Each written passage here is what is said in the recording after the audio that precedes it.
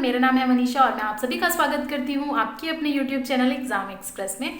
तो सपनों के साथ और अपनों के साथ आइए मिल करके इस नए सफ़र की शुरुआत करते हैं। तो दोस्तों, जितने भी स्टूडेंट्स हैं जो तैयारी कर रहे हैं DFCCIL जूनियर एग्जीक्यूटिव के लिए, OPBD पोस्ट के लिए, आज मैं उनके लिए खास वीडियो लेकर के आई हूँ और इसमें ऑल अबाउट मैं जूनियर एग्जीक्यूटिव OPBD बताऊँगी और हम एक एक करके बात करेंगे। जैसा कि आप स्क्रीन में देख पा रहे हैं, तो वीडियो को लास्ट तक ज़रूर देखिए, बने रहिएगा। और वीडियो अच्छी लगे तो लाइक कर दीजिए, शेयर कर दीजिए दोस्तों के साथ, और चैनल को सब्सक्राइब नहीं किए हैं तो चैनल को सब्सक्राइब कर दीजिए और बेल आइकन प्रेस करना ना भूलें, ताकि जितने भी अपडेट्स हैं, जितने भी फर्दर नोटिफिकेशन है, वो सबसे पहले आप तक पहुँच सके। तो दोस्तों आइए आज हम देख लेते हैं all about junior executive OPBD। उससे पहले अगर आप फॉर्म फिल नहीं किए हैं तो आप फॉर्म फिल कर लीजिए फटाफट और तैयारी में जुट जाइए।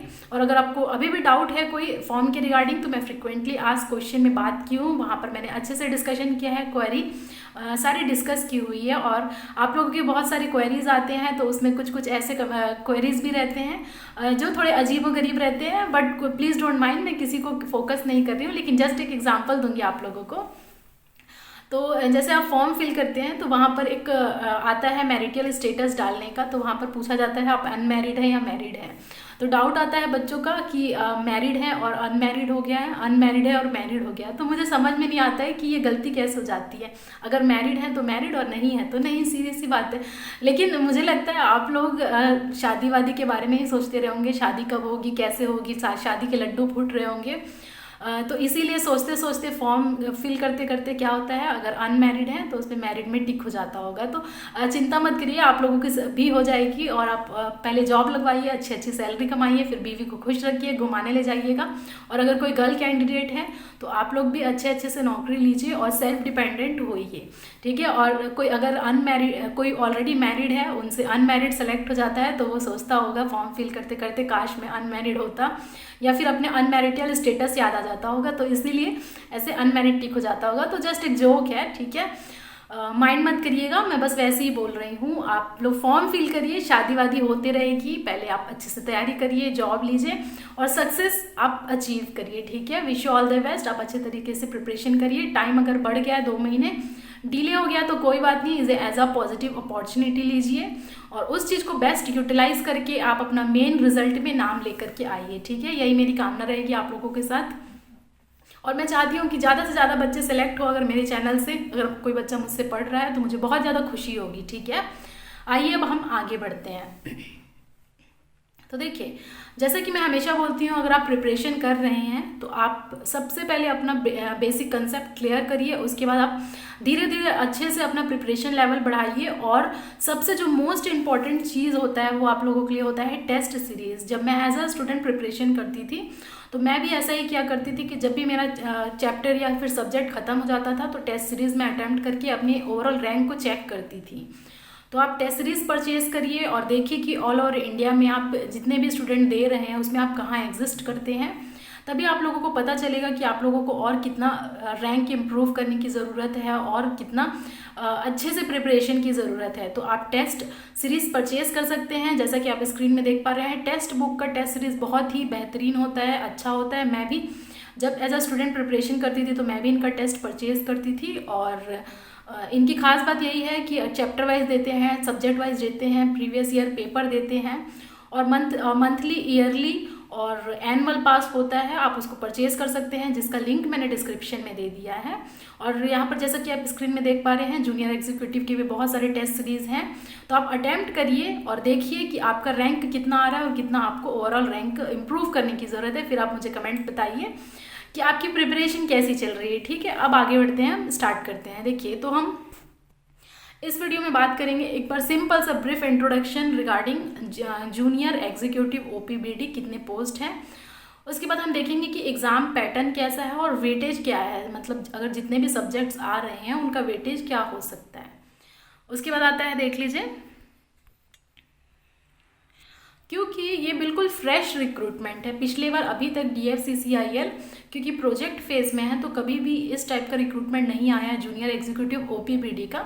इलेक्ट्रिकल का है, सिविल का है, SNT का है, लेकिन OPBD के लिए नहीं है। तो ये फ्रेश रिक्रूटमेंट है, तो इसका कोई भी प्रीवियस ईयर पेपर देखिए अवेलेबल नहीं है। लेकिन आप कैसे तैयारी कर सकते हैं वो मैं आगे डिस्कस करूँगी आप लोगों से। तो एक्सपेक्टेड कट ऑफ मैं यहाँ आप लोगों को बताऊंगी कि कम से कम आप लोगों को इतने मार्क्स लाना चाहिए, ये एक्सपेक्टेड है, बस इतना हो सकता है, ठीक है। अब आते हैं, देख लीजिए सबसे most important junior executive OPBD syllabus, और हम बुक्स देखेंगे कि क्या बुक्स आप पढ़ सकते हैं, ठीक है। और उसके बाद लास्ट में हम देखेंगे कि आपकी प्रिपरेशन स्ट्रेटेजी कैसे होनी चाहिए, क्योंकि बहुत सारे स्टूडेंट्स का कमेंट आते रहता है कि मैम प्रिपरेशन कैसे करें, बहुत टाइम वेस्ट हो रहा है, तो सब पे मैं बात करूँगी, ठीक है। तो बने रहिएगा और लाइक करते रहिए सेशन को, मुझे बहुत मोटिवेशन मिलता है आप लोगों से इंटरेक्ट करके और आप लोगों के अच्छे अच्छे कमेंट्स पढ़ के लाइक देख के सब कुछ, ठीक है। आगे बढ़ते हैं।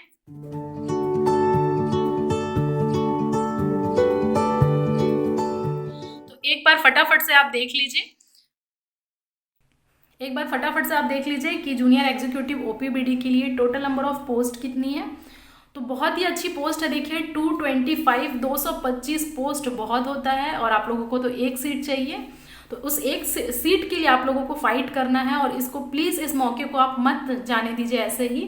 रिक्रूटमेंट वैसे ही कम है, और अगर आप अच्छा प्रिपेयर करते हैं तो डेफिनेटली आप 100% आप लोग सेलेक्ट होंगे, ठीक है। तो यहाँ पर देख लीजिए, जैसे कि पूरा मैंने मार्क करके रखा हुआ है। अनरिजर्व्ड के लिए ST SC OBC EWS PWD, ex serviceman के लिए यहाँ पोस्टें हैं, सब कुछ मार्क है। और इसमें देख लीजिए मेडिकल स्टैंडर्ड A2 का होता है, तो जैसे कि एग्जीक्यूटिव ओपीबीडी में भी A2 का मेडिकल स्टैंडर्ड होता है। तो ये आप लोगों को ध्यान रखना है कि आप एलिजिबिलिटी क्राइटेरिया अच्छे से पढ़ें, मेडिकली फिट है या नहीं है। और ऑलरेडी मैं फ्रीक्वेंटली आज क्वेश्चन में डिस्कस की हूँ कि देखिए जितने भी सर्जरी होते हैं, लेसिक सर्जरी और एनी अदर सर्जरी, वो अलाउ नहीं है, तो आप अपने हिसाब से देख लीजिएगा कि आप फिट हैं कि नहीं है, उसके अकॉर्डिंग आप अपनी तैयारी कर सकते हैं। इसका पोस्ट कोड होता है 33। एंड एजुकेशन क्वालिफिकेशन जैसा कि आप स्क्रीन में देख पा रहे हैं, मैट्रिकुलेशन होना चाहिए with not less than 60% marks in aggregate plus 2 year. Duration होना चाहिए, ITI होना चाहिए approved by SCVT and NCVT in any trade, किसी भी ट्रेड में चलेगा, या फिर ग्रेजुएशन होना चाहिए इन एनी डिसिप्लिन। तो यहाँ पर NCVT है national council for vocational training, SCVT है state council for vocational training. तो ये आप लोगों के पास होना चाहिए, आपका ग्रेजुएशन होना चाहिए। और इसमें देखिए कोई भी परसेंटेज नहीं गिवन है, तो मेरे अकॉर्डिंग परसेंटेज 60% ज़रूरी नहीं है, क्योंकि बहुत सारे स्टूडेंट की क्वेरी आ रही थी। तो आई थिंक यहाँ नहीं लिखा है कुछ भी मेंशन, तो आप अप्लाई कर सकते हैं और तैयारी करिए, ठीक है।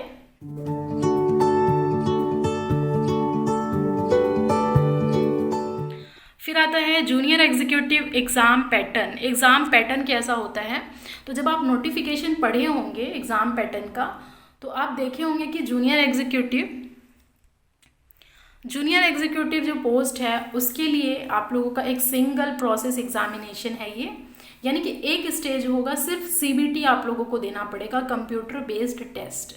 और ये आप लोगों को सेंटर अलॉट किया जाता है, जब आप फॉर्म फिल कर रहे होंगे तो आपसे 3 सेंटर पूछा होगा, तो उसके अकॉर्डिंग आप लोगों को सेंटर अलॉट किया जाएगा। वहाँ पर आप लोगों को स्क्रीन में क्वेश्चन शो करेगा, रफ शीट प्रोवाइड की जाएगी, एक क्वेश्चन है, 4 ऑप्शन रहेंगे उसके, और मल्टीपल चॉइस होगा, बिल्कुल मल्टीपल चॉइस क्वेश्चन आएंगे, 4 ऑप्शन है और एक करेक्ट इसका आंसर होगा, लेकिन इसमें नेगेटिव मार्किंग भी होगी, ये आप लोगों को ध्यान रखना है। तो यहाँ पर नोट पॉइंट पे मैंने लिखा हुआ है, आप देख सकते हैं स्क्रीन में, कि इसमें नेगेटिव मार्किंग होता है 1/4 का।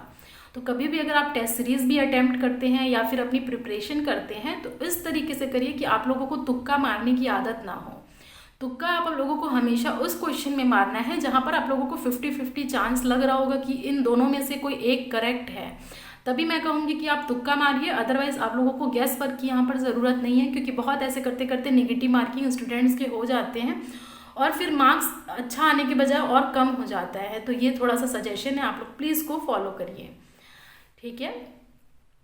और देख लीजिए, कई बच्चों का डाउट आ रहा था कि मैम पेपर इंग्लिश में होगा या हिंदी में होगा कि नहीं। तो पेपर दोनों ही लैंग्वेज में कंडक्ट कराए जाएंगे। अगर आप इंग्लिश में कंफर्टेबल है तो आप इंग्लिश सेलेक्ट कर लीजिए, और अगर आप हिंदी में हैं तो हिंदी में सेलेक्ट कर लीजिए, जो भी लैंग्वेज आप लोग को अच्छा लगता है उस पर।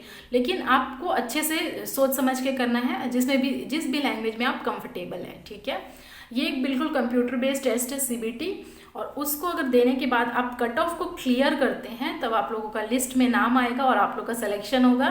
और फिर मैं बहुत बहुत बधाई आप लोगों को दूंगी, बुलाया जाएगा यहाँ पर, मेडिकल टेस्ट होगा, जिसको देखिए मैंने ग्रीन से मार्क किया है, और ग्रीन कलर बताता है कि आप लोगों का सिलेक्शन हो गया, बढ़िया बढ़िया आपने रिजल्ट लेके आया और ये फिर सब सक्सेस मिलेगा आप लोगों को, और ये आप लोगों की सुंदर सी आप लोगों के चेहरे पे स्माइल आ जाएगी। तो आप खुशी बांटिए, अच्छे से रहिए, पूरे अपने आसपास के एनवायरनमेंट को एकदम खुश रखिए, मोटिवेटेड रखिए, खुद भी मोटिवेटेड रहिए और प्यारा प्यारा स्माइल देते साथ और लाइफ में अपना आगे बढ़िए, बहुत सारे पैसे कमाइए, अच्छे से रहिए, ठीक है, और अपने परिवार का भी नाम रोशन करें आप।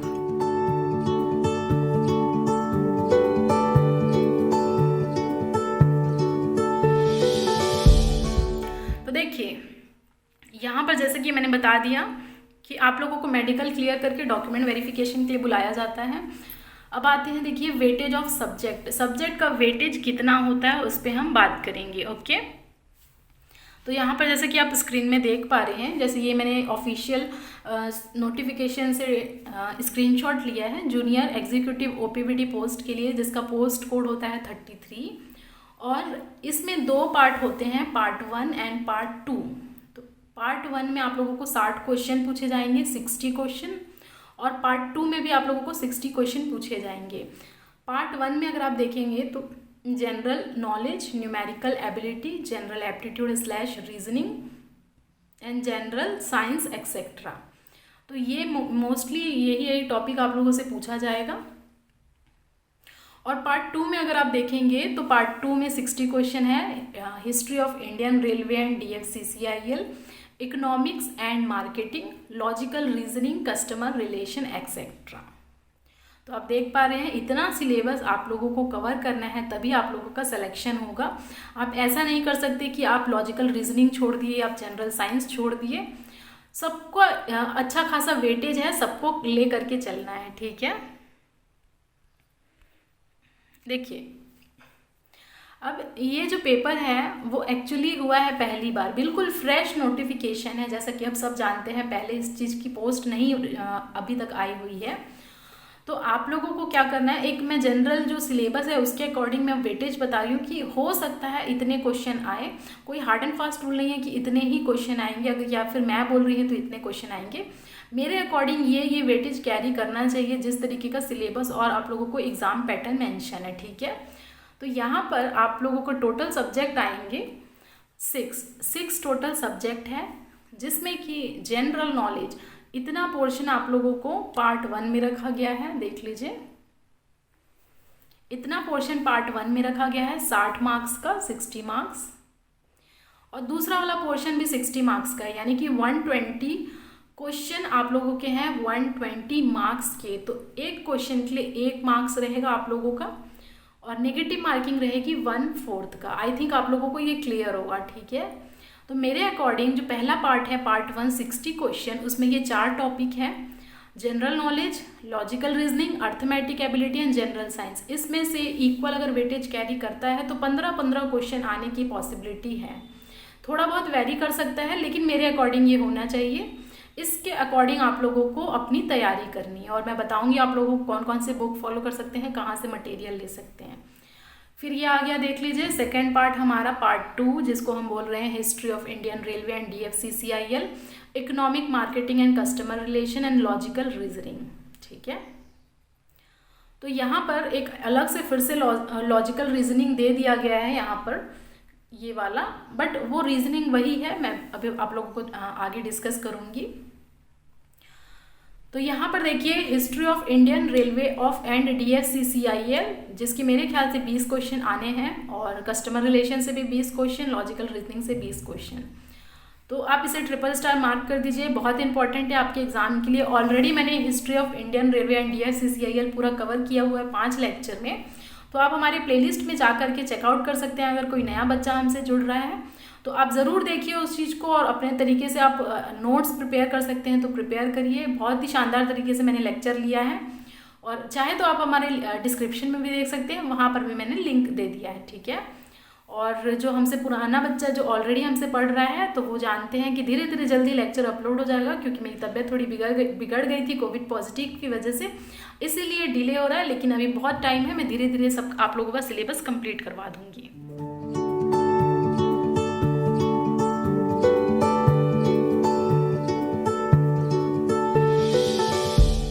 अब देखिए एक्सपेक्टेड कट ऑफ क्या होनी चाहिए मेरे अकॉर्डिंग।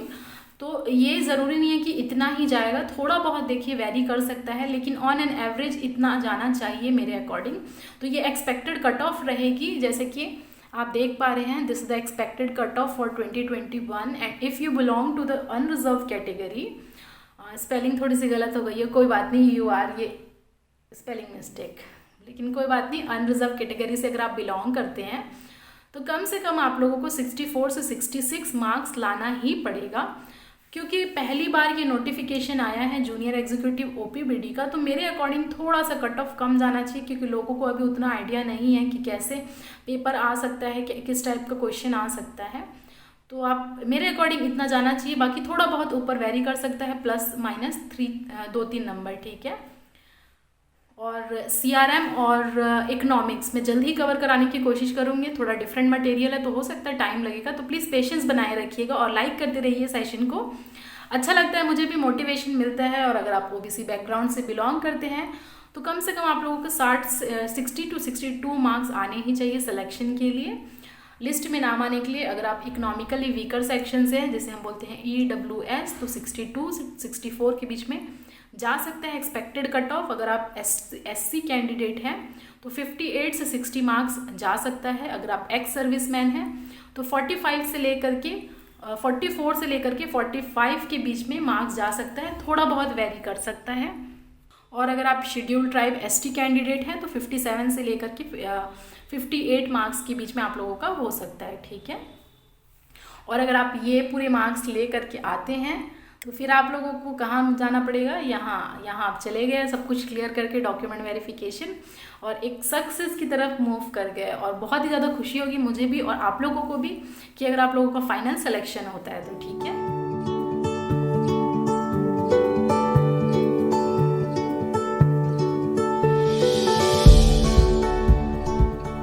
तो देखिए, कई स्टूडेंट का डाउट आता है कि डेली करंट अफेयर पढ़ें या ना पढ़ें।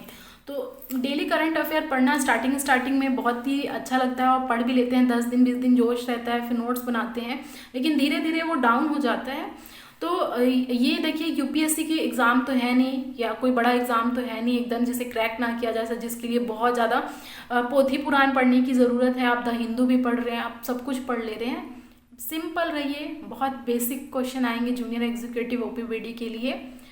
अच्छे से आप लोगों को क्या करना है, मंथली कंपाइलेशन पढ़ना है, या फिर आप अगर एक साथ पढ़ना चाहते हैं तो कम से कम 6 महीने का करंट अफेयर आप पढ़ के जाइए। और अगर बहुत ज़्यादा आप लोग के पास टाइम मैनेज कर पा रहे हैं तो आप 1 ईयर का पढ़ सकते हैं। लेकिन अगर आप लोगों का एग्ज़ाम सितंबर या फिर अक्टूबर में होगा तो मैं यही कहूँगी आप लोग एटलीस्ट जनवरी 2021 से पढ़ करके जाएँ। और जितने भी करंट न्यूज़ हैं, जैसे कि DFC से रिलेटेड, इंडियन रेलवे से रिलेटेड, तो डेफिनेटली आप उसको बिल्कुल स्किप ना करें, ठीक है। आई होप ये आप लोगों को क्लियर होगा। और वीकली अगर आप चाहेंगे तो वीकली भी आप कवर कर सकते हैं, ठीक है। अब आता है देखिए हिस्ट्री, ज्योग्राफी, पॉलिटी, इकोनॉमिक। तो ये इससे आप लोगों को एक बुक फॉलो करिए, लूसेंट की बुक आप फॉलो कर सकते हैं, हिंदी और इंग्लिश दोनों में ही आता है। तो आप या तो वो डाउनलोड कर लीजिए या फिर आप परचेज़ कर लीजिए, आप लोगों के पास ऑप्शन है। उसके बाद जब आप पढ़ लेंगे इसे तो मेन पॉइंट ही आप लोगों को पढ़ना है। हिस्ट्री है तो एकदम डीप में नहीं घुसते जाना है, जो मेन आता है जनरली बहुत सारे बैटल्स हैं वो आते हैं, गांधी जी का जो पीरियड है उससे थोड़े से क्वेश्चन पूछे जाते हैं, तो ऊपर आप पढ़ लीजिए। ज्योग्राफी में सिर्फ आप इंडियन ज्योग्राफी कवर करके जाइए, वर्ल्ड ज्योग्राफी करने की कोई भी ज़रूरत नहीं है। जो मेन इंपॉर्टेंट रिवर्स हैं, नदियां हैं, नेशनल पार्क हैं, इंडिया का मैप से आप लोगों को देख लीजिए कौन सा माउंटेन पिक सबसे हाईएस्ट है, ये सब आप लोगों को पढ़ना है जो हम लोग इन जनरल सुनते हैं। पॉलिटिक्स से देखिए एग्जीक्यूटिव ओपीबीडी में क्वेश्चन आए हुए हैं 3-4 क्वेश्चन, तो ये इंपॉर्टेंट है। और इससे भी आप लोगों को क्या करना है, जो मेन पॉइंट है जैसे फंडामेंटल ड्यूटीज़ हो गया, फंडामेंटल राइट्स हो गया, कॉन्स्टिट्यूशन से रिलेटेड फैक्ट्स हो गया, वही सब पढ़ना है, ठीक है। और आता है इकोनॉमी। तो इकोनॉमी तो चाहे आप स्किप कर सकते हैं क्योंकि इसके क्वेश्चन थोड़े से टफ हो जाते हैं, कभी कभार समझना मुश्किल होता है। Repo rate, reverse repo rate, and net national product, gross national product, gross domestic product, चाहे तो आप स्किप कर सकते हैं या फिर आप थोड़ा बहुत ऊपर पढ़ सकते हैं, MCQs क्वेश्चन लगा सकते हैं इस टॉपिक के रिगार्डिंग। अब आप लोग को क्या करना है, जब आप पढ़ लेंगे थोड़ा बहुत, जब आप लोग को कंसेप्ट समझ में आ जाएगा, चीज़ें याद होती जाएंगी, तो प्रीवियस ईयर क्वेश्चन आप लगाइए। कोई भी एसएससी का प्रीवियस ईयर पेपर बहुत सारे अवेलेबल होते हैं, एमटीएस का, सीएचएसएल का, जो डिप्लोमा लेवल का होता है, और जैसे एमटीएस है वो 10th लेवल पे होता है, सीएचएसएल होता है 12th लेवल पे होता है, तो उस टाइप का पेपर आप सॉल्व कर लीजिए। तो अगर इतना आप सॉल्व करते हैं तो इसके अलावा आप लोगों को कहीं भी जाने की, कोई भी बुक पढ़ने की, एनसीईआरटी कुछ भी ज़रूरत नहीं है। उसके बाद आप एक लास्ट बचता है टेस्ट सीरीज लगाइए बस, ठीक है, वो मोर देन सफिशिएंट होगा। और ये सिर्फ एफसीसीआई के लिए नहीं कह रही हूँ, जितने भी एग्ज़ाम अगर आपके आ रहे हैं अपकमिंग, तो उनके लिए भी फ़ायदेमंद होगा। उसके बाद आता है साइंस एंड टेक्नोलॉजी। तो इसमें सिर्फ आपको क्या पढ़ना है, जितने भी आप लोगों के करंट न्यूज़ में चल रहे हैं, जैसे डीआरडीओ की कोई चीज़ आई है नहीं, या फिर कोई नया मिसाइल लॉन्च हुआ है, तो उसके रिगार्डिंग ही आप लोगों को पढ़ना है इसमें। अब आता है बुक्स। तो बुक्स एंड ऑथर, तो कम से कम हज़ारों 2000 लाख बहुत सारे बुक होते हैं, तो इम्पॉर्टेंट ही आप लोगों को पढ़ना है। जैसे कि गांधी जी ने कौन कौन से बुक लिखे थे, स्वामी विवेकानंद जी कौन सी बुक लिखे हैं, जवाहरलाल नेहरू कौन से बुक लिखे हैं, तो ये सब बुक आप लोगों को पता होनी चाहिए, ठीक है। इसके लिए आप क्या कर सकते हैं, किसी भी वेबसाइट में आप सर्च कर लीजिए important books and authors for government examination. बहुत सारे आप लोग को वेबसाइट है जो ये प्रोवाइड करते हैं डेटा, ठीक है। अब आता है इंटरनेशनल ऑर्गेनाइजेशन। तो जैसे कि इंटरनेशनल ऑर्गेनाइजेशन में सार्क है, सार्क का हेडक्वार्टर कहाँ पर है, पहली समिट कहाँ पर हुई थी, और ब्रिक्स कहाँ पर है, शंघाई कोऑपरेशन कहाँ पर है। तो इस टाइप से आप लोगों को जितने भी इम्पोर्टेंट ऑर्गेनाइजेशन है जिसका हेडक्वार्टर पूछा जाता है आप लोगों से, जैसे कि इंटरनेशनल लेबर ऑर्गेनाइजेशन कहाँ पर है, तो ये सब आप लोगों को इसमें पढ़ना है। यूएन डे कब मनाया जाता है, तो this topic is I think important, इसको आप स्किप ना करें बिल्कुल। फिर स्पोर्ट्स से रिलेटेड डेटा आप लोगों को मालूम ही है कि हमेशा करंट में पूछता है, या फिर पहला पूछेगा, लेकिन आज का पैटर्न होता है आज के एग्ज़ाम का, उसमें सिर्फ करंट अफेयर से रिलेटेड क्वेश्चन ही पूछा जाता है। जैसे कि अगर ओलंपिक होने वाला है तो समर ओलंपिक कहाँ पर होगा, कब होगा और किस जगह पे होगा, यही सब पूछता है। या फिर क्रिकेट से रिलेटेड ये सब जो करंट में चल रहा है सिर्फ उतना ही पूछता है, ठीक है। फटाफट से आ जाते हैं, जैसे कि आप लॉजिकल रीजनिंग देख पा रहे हैं। इसके लिए मैं सिर्फ यही कहूँगी कि रीजनिंग जैसे सब्जेक्ट्स के लिए आप लोगों को बहुत ज़्यादा प्रैक्टिस करने की ज़रूरत है। जैसा कि आप स्क्रीन में देख पा रहे हैं, बहुत सारे टॉपिक मैंने लिखा है, ये कॉमन टॉपिक होता है, ये हर एग्ज़ाम में इस टाइप का ही पैटर्न फॉलो किया जाता है। तो आपको क्या करना है, देखिए मैं एज अ स्टूडेंट जब प्रिपरेशन करती थी तो मैं रीजनिंग के लिए 1 घंटे रोज़ अलॉट किया करती थी, चाहे कुछ भी इधर उधर जाना हो, लेकिन सुबह का जो टाइम रहता था वो मेरा एप्टीट्यूड और रीजनिंग का होता था। तो सुबह जैसे 7 बजे से उठ गए, 7 नहीं 6 बजे उठा करती थी, 7 ज़्यादा लेट हो जाता है। 7 बजे मेरे पढ़ने का टाइम होता था, तो 7 से लेकर के 8:30 बजे तक मैं मॉर्निंग में एप्टीट्यूड सॉल्व करती थी। और क्योंकि अगर आप थ्योरी सब्जेक्ट पढ़ते हैं सुबह में तो नींद आ जाती है और दिन भर सोते रहेंगे और फिर मम्मी पापा लोगों से डांट खाया करेंगे, ठीक है। तो आप लोग को क्या करना है, आप लोग को अगर सुबह में पढ़ते हैं तो सुबह आप एप्टीट्यूड रीजनिंग सॉल्व कर लीजिए। और 8:30 बजे से लेकर के 9 बजे तक मैं थोड़ा सा इधर उधर नाश्ता ब्रेकफास्ट कर लिया करती थी, और 9 से लेकर के 10 बजे तक रीजनिंग सॉल्व करती थी। तो ये मेरा पैटर्न रहता था एप्टीट्यूड और रीजनिंग सॉल्व करने का। आप देखिएगा, अगर आप सुबह का टाइम वेस्ट नहीं करते हैं तो डेफिनेटली आपका वो दिन बहुत ही अच्छा गुजरेगा। एक बार ट्राई ज़रूर करके देखिएगा, और मैं 100% देती हूँ कि ये वर्क करता है, ठीक है। तो देख लीजिए, ये आप लोगों का सुंदर सा दिमाग है, पावरफुल माइंड। जिस पावरफुल माइंड की हेल्प से आप सक्सेस को अचीव करेंगे और दुनिया की किसी भी चीज़ को, इम्पॉसिबल चीज़ों को पॉसिबल बना देंगे, ओके। तो लिस्ट में नाम लेकर के आइए, मुझे बहुत ज़्यादा खुशी होगी कि आप लोगों का सिलेक्शन हुआ है। और मैं चाहती हूँ कि मेरे चैनल से जितने भी बच्चे जुड़ रहे हैं वो अच्छा रिजल्ट लेकर के फ्लाइंग कलर के साथ आए, और आप लोगों का अच्छी जगह सिलेक्शन हो जाए, और फिर आप लोग मेरा नाम लें कि मेरे से बड़े, मुझे बहुत खुशी होगी, ठीक है। देख लीजिए अब आप स्क्रीन में कि जूनियर एग्जीक्यूटिव ओपीबीडी अर्थमेटिक जो एप्टीट्यूड है, देखिए इसी चीज़ को न्यूमेरिकल एबिलिटी भी बोलते हैं, क्वेश्चन सॉल्व करना होता है एप्टीट्यूड। तो इससे आप 3 मार्क कर लीजिए। क्यों 3 मार्क करने में बोल रही हूँ, क्योंकि देखिए ये रीजनिंग ऐसा सब्जेक्ट है एंड एप्टीट्यूड ऐसा सब्जेक्ट है कि अगर आपका स्ट्रॉन्ग है तभी आप लोगों का सिलेक्शन होगा, और ये बिल्कुल फैक्ट है। क्योंकि इसमें स्टूडेंट ऐसे भी हैं कि अगर 20 क्वेश्चन आता है तो 20 एग्जैक्टली बिल्कुल करेक्ट होगा, और अगर आपके कहीं 10-11 नंबर आ रहे हैं तो आप बिल्कुल पीछे हैं रेस से, रेस में आप आएंगे ही नहीं। इसलिए मैं बोल रही हूँ बहुत ज़्यादा प्रैक्टिस करिए।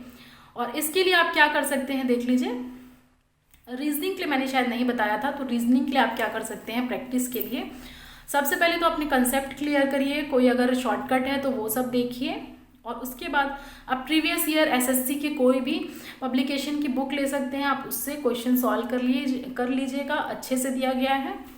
और अगर आप नहीं उसमें करना चाहते तो आप आर एस अग्रवाल अगर आपके पास है, क्योंकि सबके पास रहती है, वो आप ले सकते हैं।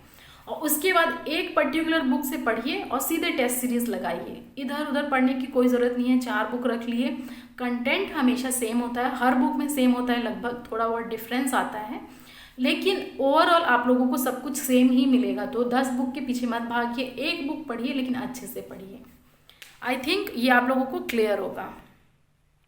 और ये जो मेन टॉपिक जैसा कि आप स्क्रीन में देख पा रहे हैं, स्टार्टिंग अगर आप कर रहे हैं तो अच्छे से फ्रेश स्टार्ट करिए और कंसेप्ट क्लियर करके परसेंटेज पढ़िए, एवरेज पढ़िए, सिंप्लीफिकेशन, एचसीएफ, एलसीएम पढ़ते हुए फिर धीरे धीरे आगे बढ़िए, और फिर ratio, proportion, mixture alligation, age problem, सब पे आप धीरे धीरे क्वेश्चन सॉल्व करिए। तरीका सेम है, कोई भी प्रीवियस ईयर का एसएससी का पेपर आप उठा लीजिए, क्योंकि देखिए एसएससी इतने पेपर कंडक्ट कराता है, इतने सारे एमटीएस, सीएचएसएल, सीजीएल, जेई, तो इतने अगर आप प्रैक्टिस कर लेते हैं तो इसके बाहर आप लोगों को क्वेश्चन नहीं पूछा जाएगा, और बिल्कुल इजी क्वेश्चन आएगा। घबराने की कोई ज़रूरत नहीं है कि मेरे को तो एप्टीट्यूड नहीं आता मैम, मैं कैसे सॉल्व करूँगा, या रीजनिंग तो मैं पहली बार पढ़ रहा हूँ। मज़ा आएगा, सॉल्व करके देखिएगा एक बार ज़रूर, ठीक है।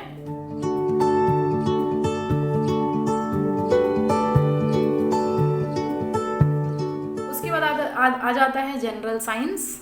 देखिए जनरल साइंस में हम लोगों को जनरली फिजिक्स, केमिस्ट्री और बायोलॉजी पढ़ना होता है। तो फिजिक्स में आप लोगों को सिर्फ बेसिक ही चीज़ें पढ़नी है। आप लुसेंट की बुक उठाइए, उसमें बिल्कुल बेसिक से दिया हुआ है। बेसिक कंसेप्ट में आप वर्क, एनर्जी, पावर, ये सब का फॉर्मूला होता है, speed, velocity, displacement, retardation, momentum, इसका सब का फॉर्मूला बस ऊपर पढ़िए आप अच्छे से। थ्योरी पढ़ने की यहाँ ज़्यादा ज़रूरत नहीं है, क्योंकि ऑलरेडी हम पढ़ते हैं फिजिक्स, केमिस्ट्री 12th में या फिर 10th में भी हम थोड़ा बहुत ये सब चीज़ें जानते हैं।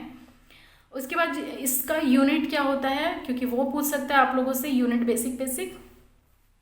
फिर आता है डायमेंशन निकालना, जैसे कि एमएलटी वाला हम पढ़ते हैं, वो डायमेंशन पूछ सकता है। लॉस पूछ सकते हैं, जैसे कि E = mc² मैंने लिखा हुआ है, तो ये सब आप लोगों से बिल्कुल बेसिक है कि आइंस्टाइन फार्मूला लॉ क्या होता है, न्यूटन्स फर्स्ट लॉ क्या होता है, सेकेंड, थर्ड, ग्रेविटेशनल लॉ क्या होता है, कुलम्स लॉ क्या होता है, तो ये सब बेसिक लॉ से क्वेश्चन पूछे जाएंगे। ऑप्टिकल फिजिक्स से क्वेश्चन पूछे गए हैं। लेंस से आई का कोई अगर आपका डिजीज़ है, मायोपिया, हाइपरमेट्रोपिया, प्रेस बायोपिया, तो ये सब पूछता है। ये फिर कॉन्वेक्स लेंस, कॉनकेव लेंस कहाँ पर यूज़ होता है, जैसे डॉक्टर चेक करते हैं ENT वाले, तो उसमें कौन से, जैसे दांत को चेक करने के लिए या फिर कुछ चेक करने के लिए डेंटिस्ट कौन सा यूज़ करते हैं। तो इस टाइप से क्वेश्चन आप पढ़िए जो डे टू डे लाइफ में आपका एप्लीकेशन है, जैसे कार की मिरर में साइड में कौन सा मिरर लगा होता है, ये सब बस। और इलेक्ट्रिसिटी है, बेसिक इलेक्ट्रिक से क्वेश्चन आते हैं, वो भी कवर कर लीजिएगा। फिर आते हैं हम देख लीजिए केमिस्ट्री में।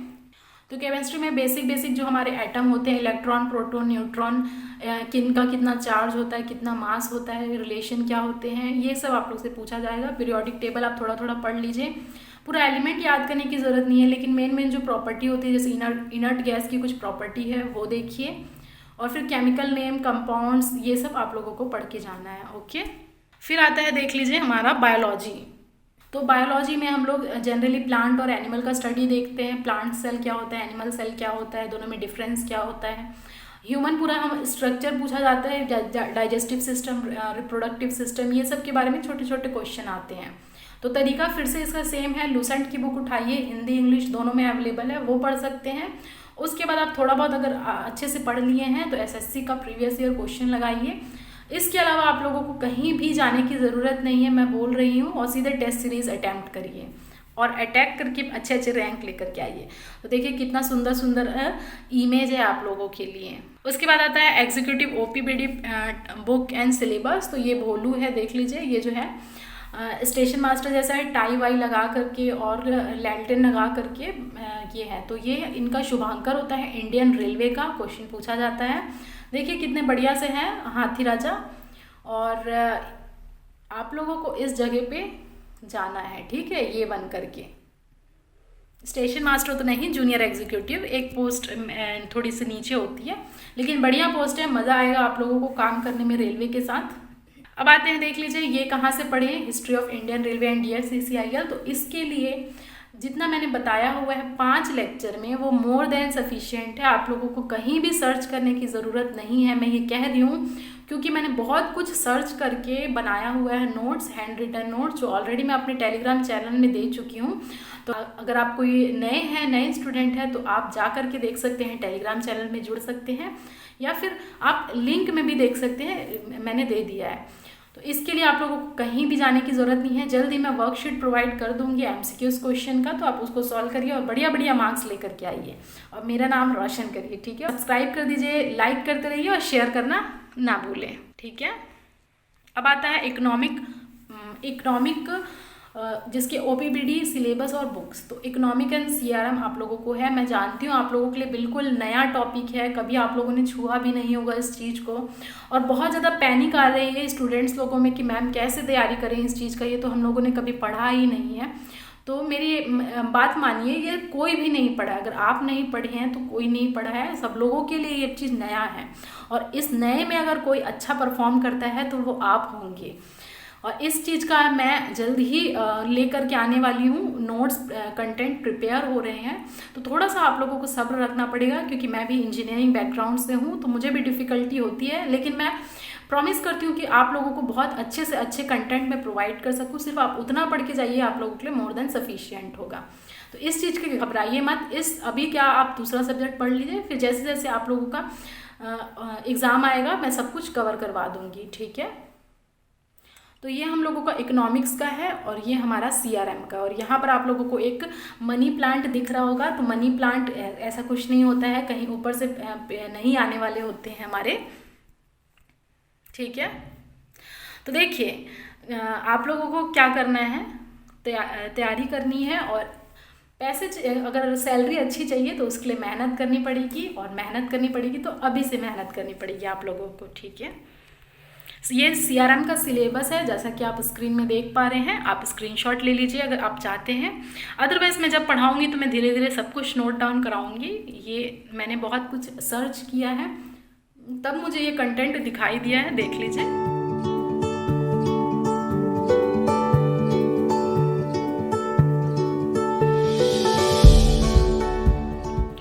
और आता है आपका प्रिपरेशन स्ट्रेटेजी। तो मैं फटाफट आप लोगों को यही बताना चाहूँगी कि आप कम से कम 8 से 9 घंटा अभी लगा दीजिए अगर आप DFCCIL का एग्ज़ाम क्रैक करना चाहते हैं।